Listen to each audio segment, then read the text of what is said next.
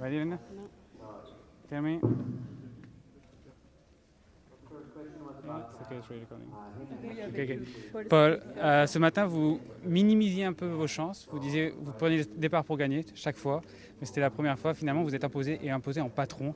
Dites-nous déjà un peu comment on se sent après une journée aussi. On a vu beaucoup l'équipe à l'avant. Racontez-nous.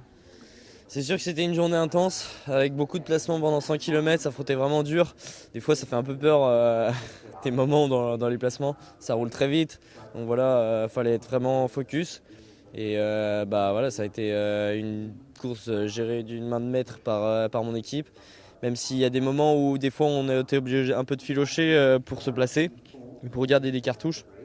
Voilà, c'est normal et il y avait d'autres équipes très fortes, il y avait des concurrents très forts. C'est vraiment une joie de s'imposer. Pour l'équipe, ça a fait vraiment plaisir. T'es le plus jeune vainqueur de l'histoire de la Flèche Wallonne, ça te fait quelque chose ou pas? Moi, je retiens juste que j'ai gagné. Après, mon âge, ça m'intéresse pas vraiment. Racontez-nous un peu l'ascension, parce qu'il y a eu l'impression qu'il y avait un petit moment d'hésitation au pied du mur.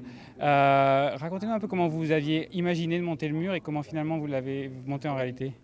En réalité, on avait un plan avec l'équipe et forcément, il était optimiste. Mais voilà, on s'imaginait, je pense pas que ça allait rouler aussi vite toute la journée sur le circuit et autant nerveux, on va dire, dans le peloton. Donc le but, c'était d'avoir encore 3 équipiers au pied et d'être bien placé pour que Léo fasse jusqu'au dernier kilomètre. Ensuite, Jordan qui fasse 300 mètres et Paul aussi pour m'amener aux 400 mètres et que je puisse lancer vraiment bien. Là, voilà, je me suis retrouvé assez vite esselé parce qu'il y a eu un énorme placement au pied. Ça a vraiment frotté très dur. Et voilà, Jordan a réussi à faire son travail malgré tout. Et les autres ont fait de travail toute la journée aussi parce qu'on s'est retrouvés souvent un peu tous chacun de notre côté et ils ont dû faire on va dire du boulot extra à côté, donc forcément c'était pas facile pour eux d'être encore là dans le final et d'être bien placés, on va dire. Moi j'ai réussi à m'économiser toute la journée, donc à filocher un peu dans le final et à jouer un peu avec les roues, on va dire.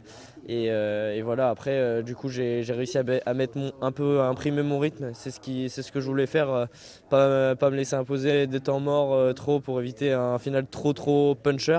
Et voilà, à la fin j'ai réussi à faire la différence à la force, mais c'est aussi grâce au travail de toute l'équipe qui a été solide toute la journée.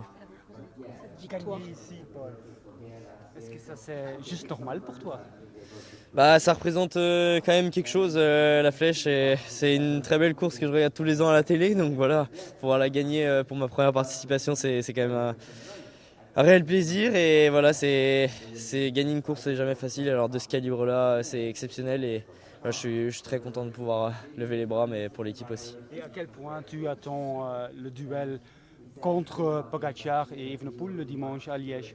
C'est sûr que ça va être encore une belle course. Je suis vraiment impatient de pouvoir me frotter à ces gars-là. Encore une fois, c'est des grands du cyclisme et ils sont extrêmement forts. Et voilà, ça va être une course différente forcément. Donc on va se battre jusqu'à la fin. Ça donne de la confiance, tu te dis, vu ce que j'ai fait aujourd'hui, je suis capable de faire quelque chose dimanche?